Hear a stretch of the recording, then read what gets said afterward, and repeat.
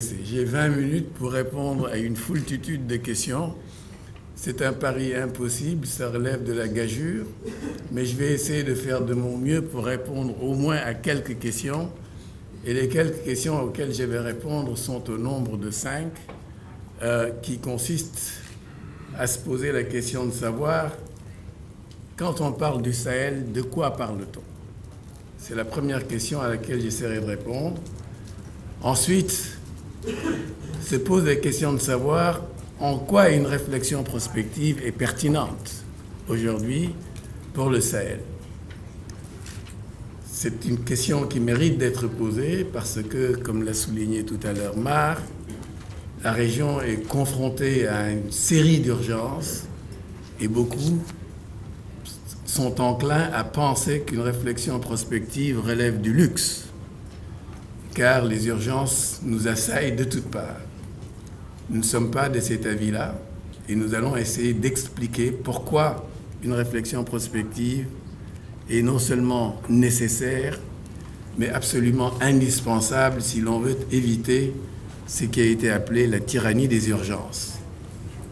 La troisième question à laquelle il va falloir répondre est celle de savoir quel objectif ou quels objectifs assigner à une réflexion prospective sur le Sahel. Parce qu'il y a eu des réflexions prospectives, et si l'on doit en mener une aujourd'hui, il faut s'assurer qu'elle apporte quelque chose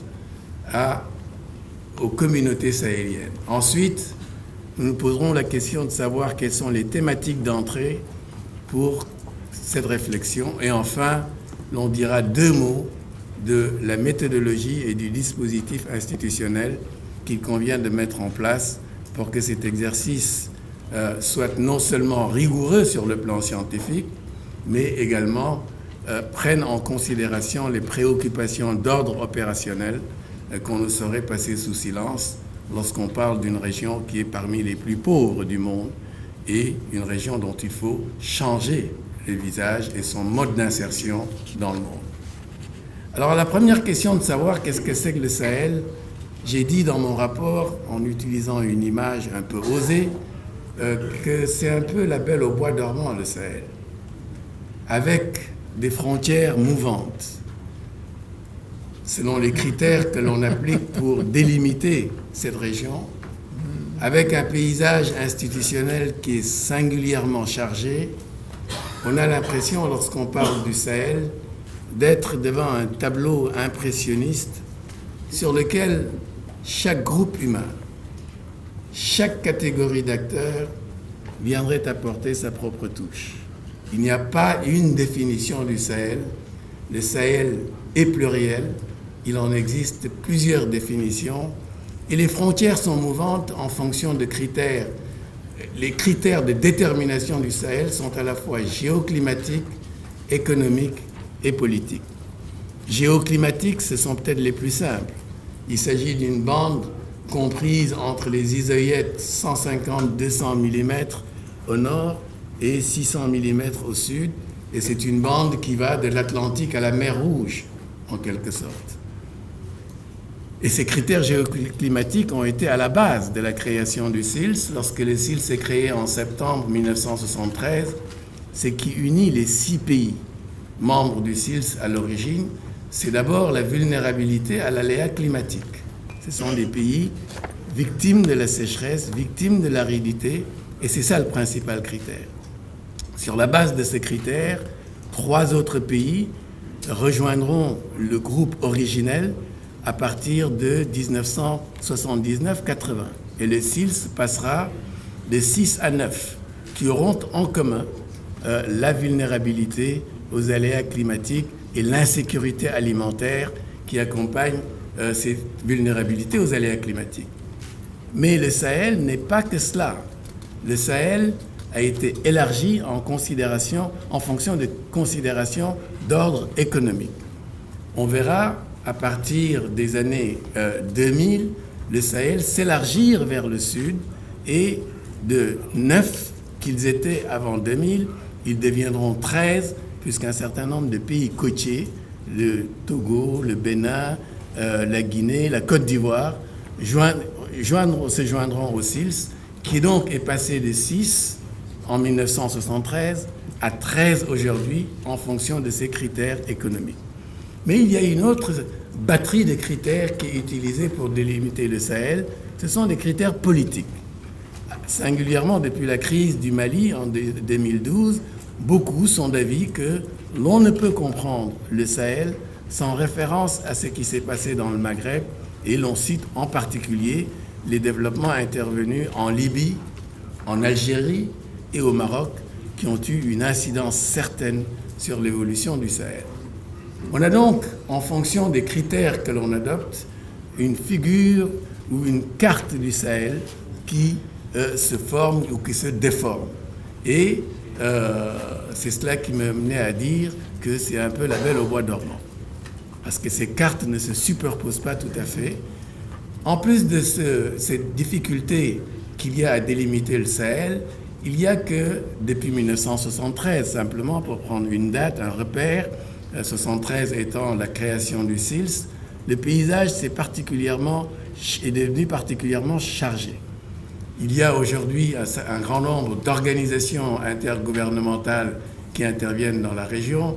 J'en ai cité quelques-unes, mais on pourrait en citer bien d'autres, puisque l'Afrique de l'Ouest est connue pour être particulièrement fertile en ce qui concerne les organisations intergouvernementales. On n'en compte pas moins d'une quarantaine. Je suis généreux en n'en citant que 6 ou 7.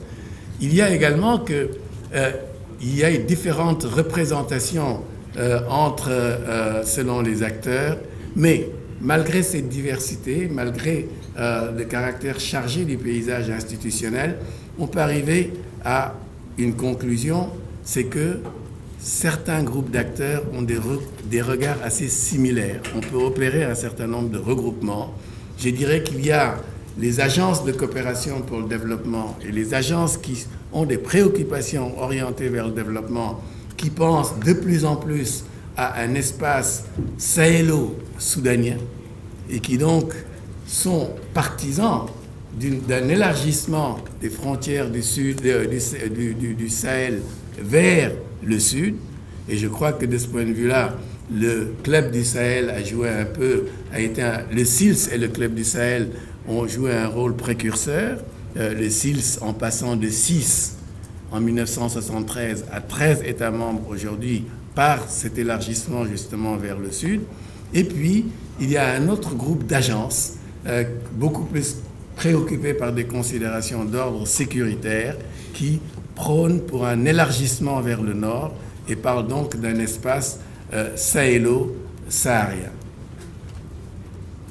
Alors, voilà un peu la situation dans laquelle on se trouve lorsque l'on parle du Sahel. Alors, la question qui est posée est celle de savoir, pour cette réflexion prospective, de quel Sahel parle-t-on ? Parle-t-on du Sahel des agences de développement, avec cet élargissement vers le sud? Parle-t-on du Sahel qui va prendre en considération les dynamiques de transformation au Maghreb? Parle-t-on du G5? Parle-t-on du G5 plus 4, puisque ça existe maintenant, le G5 étant les 5 grands pays sahéliens que sont le Mali, la Mauritanie, le Burkina, le Niger et le Tchad, auxquels on a ajouté la Guinée-Bissau, le Sénégal, le Cameroun et le Nigeria. Ça fait donc G5 plus 4. Ou parle-t-on d'autre chose? La première question à laquelle il faut répondre est celle-là, parce que lorsqu'on veut développer une approche systémique d'une réalité comme le Sahel, il est important d'en fixer les limites, parce que c'est à partir de ces limites que l'on va déterminer qu'est-ce qui est variable interne et qu'est-ce qui est variable externe. Voilà une première difficulté à laquelle on est confronté dès lors qu'on parle du Sahel. Alors la deuxième question qui m'est posée, est celle de savoir si une réflexion prospective est pertinente aujourd'hui. La question a été posée encore une fois parce que beaucoup sont d'avis qu'il existe un grand nombre de travaux sur le Sahel. Quelle va être la valeur ajoutée du Sahel? Et c'est le mot magique, la valeur ajoutée, etc. La réponse que nous avons, à laquelle nous sommes parvenus après consultation avec un certain nombre d'acteurs et de témoins du Sahel, c'est qu'il existe bel et bien des raisons de mener aujourd'hui une étude prospective du Sahel. Parmi ces raisons, il y en a quelques-unes que l'on considérera comme structurelles. La première est qu'il existe beaucoup d'études nationales des pays du Sahel. Il n'est pratiquement pas aujourd'hui des pays du Sahel qui n'aient entrepris une réflexion prospective ou qui n'aient actualisé une étude prospective. Je crois que les retardataires comme nos amis du Niger et du Tchad sont en train de rattraper le temps perdu en lançant un certain nombre d'études prospectives. Mais pratiquement tous les pays sahéliens ont entrepris des études prospectives nationales. Par contre, il n'y a pas eu de réflexion prospective régionale depuis plus d'une vingtaine d'années. Il y a eu, dans les années 83-85, une réflexion prospective majeure qui était la première en réalité sur le Sahel. C'est cette étude qui a été publiée sous le titre « Le Sahel face au futur », publiée par l'OCDE, et une étude dont Jacques Giry a été le coordonnateur, je dirais, après quelques aventures, quelques péripéties dont je vous ferai grâce. Cette étude a été publiée en 1988, je crois, par l'OCDE, et elle a servi de base à deux autres ouvrages d'une très grande qualité que l'on doit au même Jacques Giry, dont l'un a été cité par Marr, le Sahel au XXIe siècle, qui doit dater de 1989, si j'ai bonne mémoire. Mais 1989, ça fait 26 ans. 1989, c'était la chute du mur de Berlin. Il n'y a pas eu d'autres études prospectives régionales en tant que telles. Il y a eu certes, un peu plus tard, en 90-92, une étude plus connue sous son acronyme anglais de WALTPS, West African Long-Term Perspective Studies, qui a été publiée, qui a été menée par une cellule qui était installée auprès de la BAD, qui s'appelait cellule Synergie, dirigée à l'époque par Bram Mahaman, ancien secrétaire exécutif du SILS. Mais ce n'est pas à proprement parler une étude prospective, c'était une étude démo-économique. Mais c'est la dernière étude qui aurait pu prétendre être une étude prospective régionale. Il n'y en a pas eu depuis lors. Ces études commencent donc à dater, alors que Dieu sait si, depuis 1989, il y a eu des changements dans le Sahel. Je ne vais pas lister les changements qu'il y a eu dans le Sahel, ni non plus les permanences qui se donnent à voir encore dans le système sahélien. Mais ce qui est sûr, c'est qu'il est nécessaire de revisiter ces études parce que le monde a changé et que le Sahel a changé. C'est une raison importante. Il y a également une autre raison pour faire une étude prospective du Sahel aujourd'hui, et je mets cette raison au chapitre de celles que l'on peut considérer comme structurelles, c'est qu'aujourd'hui, le Sahel fait l'objet de nombreuses stratégies. Nous nous sommes amusés à compter les stratégies qu'il y a pour le Sahel. Il y en a 10 que l'on doit à des organisations multilatérales. Au moment où j'ai fait l'étude, il y en avait 4 que l'on devait à des organisations bilatérales. Depuis lors, ça s'est augmenté d'une unité et il y a donc 5 stratégies que l'on doit à des organisations bilatérales. Vous avez une région qui est littéralement remplie, traversée par des stratégies régionales dont la coordination est loin, dont la cohérence est loin d'être établie. Et lorsque la cohérence est établie, la coordination n'est pas la chose la plus aisée. D'autant plus qu'il n'y a pas une représentation unique ou un lieu unique de pouvoir, mais une multiplicité d'acteurs. Vous avez pas moins de 7 envoyés spéciaux dans le Sahel. Et ne serait-ce que en raison de cette diversité, de ce foisonnement qui relève peut-être de la générosité dans certains cas, qui relève d'autres considérations dans d'autres cas, il est important que les Sahéliens, que les communautés sahéliennes, que les gouvernements sahéliens et les autres acteurs sahéliens s'interrogent et se posent la question de savoir, au fond, qui sommes-nous, où voulons-nous aller et comment va-t-on y aller, pour reprendre les interrogations de notre ami Toga tout à l'heure à la séance d'ouverture. Voilà donc de bonnes raisons pour, selon nous, entreprendre aujourd'hui une réflexion prospective régionale.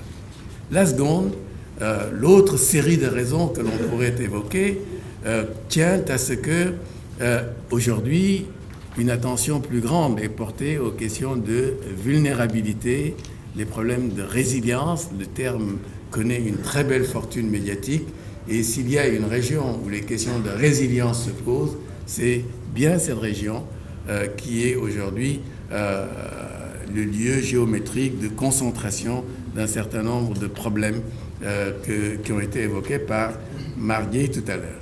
Et il y a enfin les agendas internationaux, singulièrement l'agenda 2015, post-2015, au cœur duquel on trouve l'idée qu'il ne faut laisser personne derrière, que le développement n'a de sens que s'il est inclusif.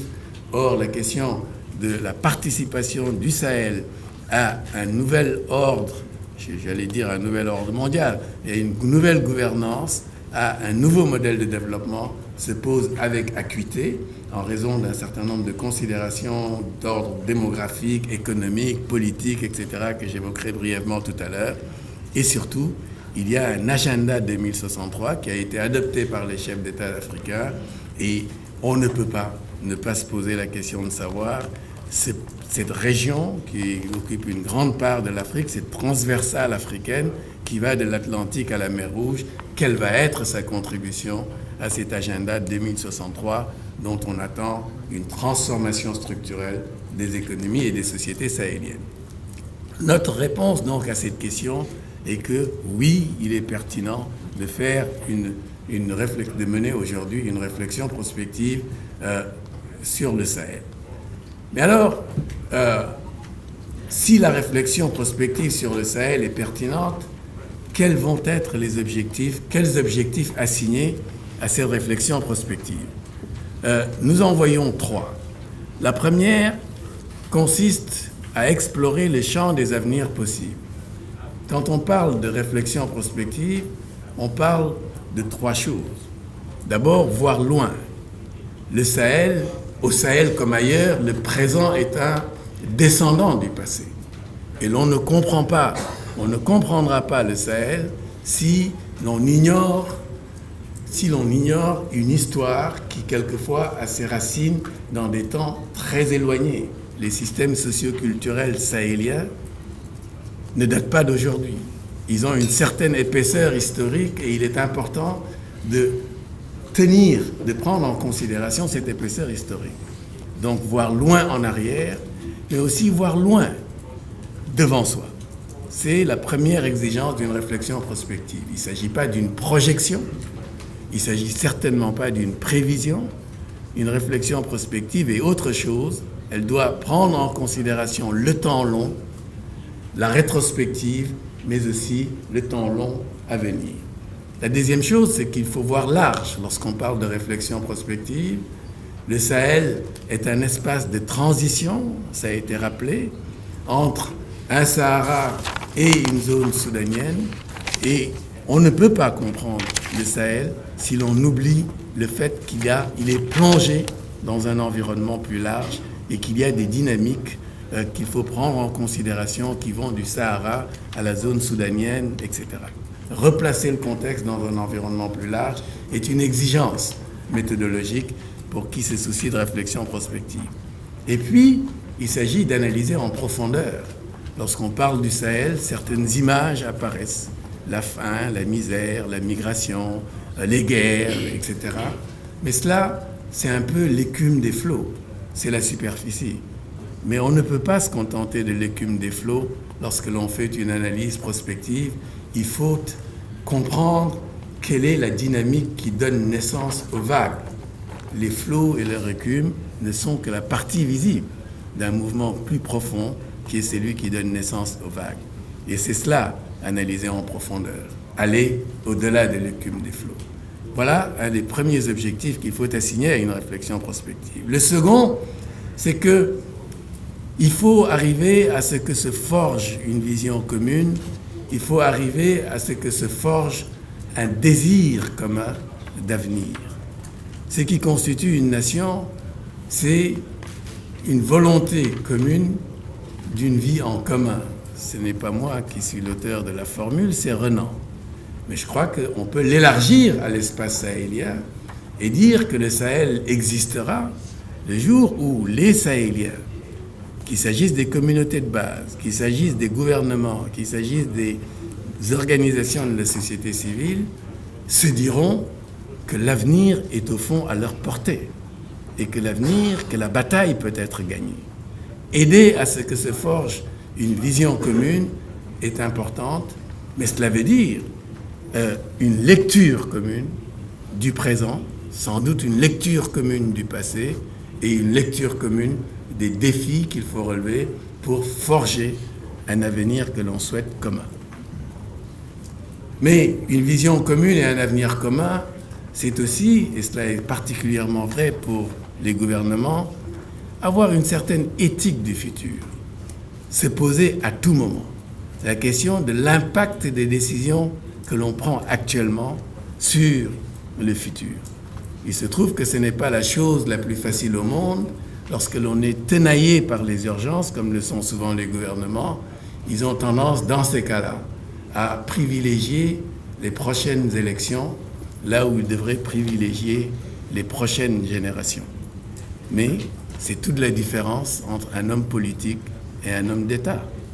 Les premiers privilégient les prochaines élections, les seconds privilégient les prochaines générations. Mais cette éthique du futur, elle doit être ancrée sur une vision de l'avenir qui est une vision partagée. Et puis enfin, une vision commune de l'avenir, ça n'a de sens et ce n'est possible que si toutes les communautés participent à la définition de ce projet d'avenir, de ce projet de société, parce qu'un projet de société qui ne serait porté que par certains groupes, qui ne serait porté que par des minorités, quelque éclairées qu'elles puissent être, restera un projet partiel, partial et sans doute parcellaire et ne pourra pas susciter l'adhésion sans laquelle la transformation va être difficile. Et puis le troisième objectif, nous semble-t-il, de toute réflexion prospective, devrait être d'articuler la prospective, dont l'horizon est le long terme, avec la planification du développement, dont l'horizon est souvent le moyen terme, et la gestion quotidienne du développement. La prospective n'a de sens que si elle se traduit ou si elle aide à prendre aujourd'hui des décisions qui vont conduire à un avenir meilleur. Et une vision d'avenir n'a de sens que si on trouve les moyens d'en assurer une traduction opérationnelle. Et cette articulation prospective, planification et gestion du développement doit certainement être au cœur de la réflexion prospective qu'il est question de mener sur le Sahel. Alors, j'arrive à mon troisième point. Quelle thématique ? Nous avons un système, le système sahélien, qui est un système complexe. Alors, par où va-t-on commencer ? Quels sont les grands blocs ? Quelles sont les thématiques majeures qu'il faut prendre en considération ? Nous sommes partis de d'une idée très simple, que quand on parle de développement, on parle de développement d'hommes et de femmes qui vivent dans le Sahel. L'entrée par la démographie nous paraissait donc essentielle. Combien sommes-nous ? Où sommes-nous ? Où serons-nous dans une vingtaine d'années, à l'horizon temporel qu'on définira ? Quel est le profil sanitaire, éducatif de ces Sahéliens, etc. L'entrée par la démographie nous a paru essentielle parce qu'encore une fois, le développement, c'est d'abord par des hommes et des femmes que ça se fait, et ça doit être fait au profit d'hommes et de femmes qui sont des êtres de chair et de sang. Ensuite, l'économie nous a paru incontournable pour la bonne et simple raison que hommes et femmes produisent, consomment et se partagent les fruits de la croissance. Et le profane que je suis semble se souvenir que l'économie, c'est pas plus compliqué que ça. Il est donc important de savoir comment les Sahéliens produisent, comment ils consomment et comment ils se partagent les fruits de la croissance. L'entrée par l'économie nous a paru incontournable. Troisièmement, hommes et femmes ne produisent pas, ne consomment pas et ne se répartissent pas les fruits de la production par hasard ou de façon aléatoire. Ils le font dans le cadre de structures qui ont une rationalité, qui ont une histoire, qui ont des modalités de fonctionnement. Il est important de comprendre quelles sont les structures sociales qui ont une incidence sur l'économie, qui ont une incidence sur la démographie, etc. Donc l'entrée par les structures sociales nous a paru là aussi inévitable. Et puis, quatrième entrée, c'est la gouvernance. Il n'est pas de société dans lesquelles il n'y ait pas d'enjeu de pouvoir. Même dans les sociétés les plus élémentaires, même dans les sociétés dites acéphales, pour reprendre des catégories qui étaient chères aux ethnologues et anthropologues, il y a des enjeux de pouvoir et l'accès au pouvoir est différencié. Il est donc important de comprendre ce qu'il en est dans le cas du Sahel. L'accès à la parole n'est pas égal pour tout le monde. L'accès à l'espace public n'est pas le même. L'accès aux ressources n'est pas le même. Les questions de gouvernance, qu'il s'agisse de gouvernance économique, de gouvernance sociale, de gouvernance politique ou de gouvernance de la sphère culturelle, nous ont paru importants et pour d'évidentes raisons, on y a adjoint en quelque sorte les enjeux de sécurité, même si la gouvernance va bien évidemment au-delà de ces aspects sécuritaires. Et puis à cela, nous avons ajouté deux problématiques transversales. L'une est celle du genre et l'autre est celle du changement climatique pour des raisons évidentes sur lesquelles je ne crois pas utile de m'attarder, d'autant plus que le temps qui m'est alloué est en train de s'étioler dangereusement. Il est évident que... Hein? S'il n'est pas fini. Ah bon, il est fini. You're watching it. No, I'm watching. Oh, you're watching it. You're watching it. Hey, don't trick me, man. Donc, voilà les thématiques qui ont été retenues. Et la première chose qu'il va falloir faire, évidemment, c'est autour de chacune de ces thématiques, et je crois que l'exercice va commencer dès cet après-midi, il va falloir voir quels sont les éléments invariants qui n'ont pas changé et qui ne changeront pas dans le temps. Quelles sont les tendances lourdes, c'est-à-dire des tendances qui ont pris racine dans un passé plus ou moins récent et dont on peut penser qu'elles vont se poursuivre ou que leurs effets vont se faire sentir dans l'horizon temporel retenu, qu'il s'agisse des 25 ou des 30 prochaines années, et quels sont les germes de changement qui sont susceptibles, s'ils se développent, d'infléchir les tendances lourdes, y compris les tendances lourdes les plus affirmées. Voilà ce que l'on va essayer de faire sur ces différentes thématiques, parce que c'est comme ça que l'on commence à construire la base d'une réflexion prospective, savoir où on en est. Et savoir où on en est, c'est répondre à ces questions. Qu'est-ce qui a changé? Qu'est-ce qui n'a pas changé? Qu'est-ce qui est susceptible de changer? Et c'est à partir de là que l'on peut formuler des hypothèses dont la combinaison donnera lieu à des scénarios ou à des familles de scénarios. Voilà, je m'en tiens là pour ce qui est des thématiques. Alors, la quatrième, le dernier point que je vais évoquer est celle de la méthodologie. On le voit bien que mener un exercice de réflexion prospective n'est certainement pas une simple spéculation sur l'avenir. Confondons pas rêverie et réflexion prospective. Ce n'est certainement pas non plus simplement une affirmation d'un certain nombre de désirs ou d'aspirations. La réflexion prospective est une démarche systématique pour essayer de comprendre d'où l'on vient, où l'on peut aller, où l'on veut éventuellement aller, comment on va y aller et comment va-t-on s'assurer que nous sommes parvenus au bon port.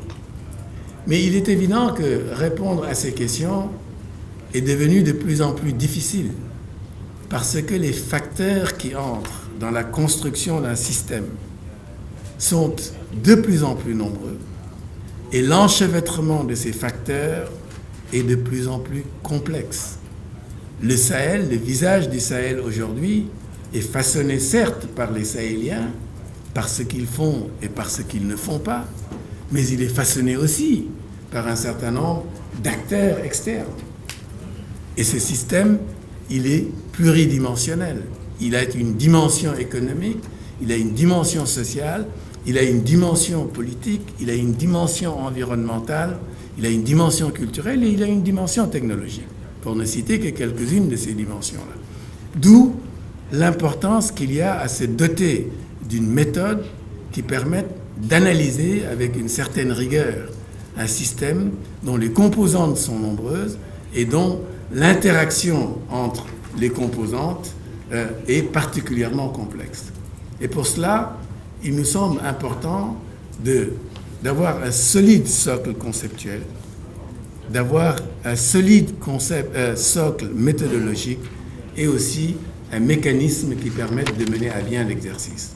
Le socle conceptuel est relativement facile. On peut y aller assez vite là-dessus parce que ça a été évoqué par Mar, entre autres. Et on peut le présenter sous la forme de deux affirmations. La première, c'est que le futur est un domaine à explorer. Il n'existe pas, le futur. On ne peut donc que l'explorer. Et on ne peut jamais le connaître, parce que si on le connaissait, nous serions des prophètes. Et je ne pense pas qu'il y ait ici quelques prophètes. S'il y en a quelques-uns, il ferait mieux de lever la main. Si personne ne lève ma main, c'est qu'il n'y a pas de prophète.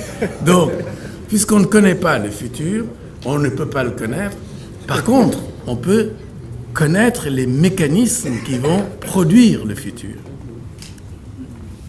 Qu'est-ce qui va donner le futur? Quels sont les mécanismes, quels sont les acteurs qui vont façonner le futur?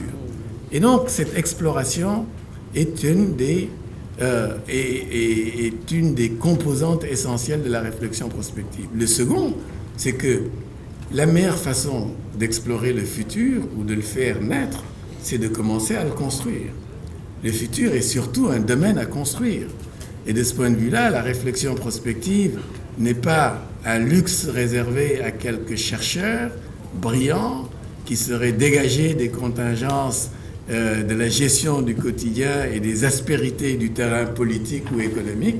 C'est d'abord un outil au service d'entrepreneurs, au service d'hommes et de femmes, de communautés qui veulent changer, qui veulent transformer leur avenir. Ce n'est pas un hasard, du reste, si Gaston Berger fut autant un philosophe qu'un entrepreneur. Il a dirigé des unités industrielles et n'a pas été simplement le philosophe ami ou disciple de Bachelard, ni le membre de la délégation française à la constitution de l'UNESCO. Ça a été aussi un homme d'action et la prospective est un outil pour l'action et pas simplement un outil d'exploration de l'avenir. Je crois que c'est ça le socle conceptuel qu'il ne faut pas perdre de vue dans la réflexion prospective. Mais il y a également un cadre méthodologique dont il faut se doter.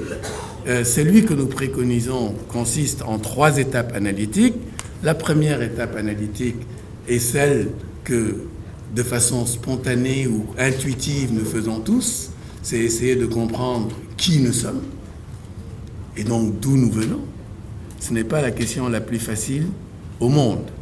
La question de l'identité est certainement une des questions les plus difficiles, surtout dans des contextes où nous sommes porteurs de plusieurs identités et où la question de la réconciliation du projet d'une identité commune est confrontée à la réalité des identités plurielles. Mais c'est la première étape de toute réflexion prospective, être capable de dire qui sommes-nous et d'où venons-nous. Ensuite, on doit se poser la question de savoir qu'est-ce qui peut arriver, sans porter de jugement de valeur a priori. Le futur, il est ouvert à plusieurs possibles, à plusieurs avenues possibles. L'avenir peut emprunter 1001 sentiers, pour citer Le Sourne, et plus l'horizon temporel est éloigné, plus l'éventail des possibles s'élargit, en bien ou en mal. Dans une démarche exploratoire, on ne se portera pas de jugement de valeur, on se pose la question de savoir que peut-il advenir? Maintenant, il reste à savoir, dans la gamme de ces avenirs possibles, quel est celui que nous choisissons, celui que nous préférons. Voilà la seconde étape analytique.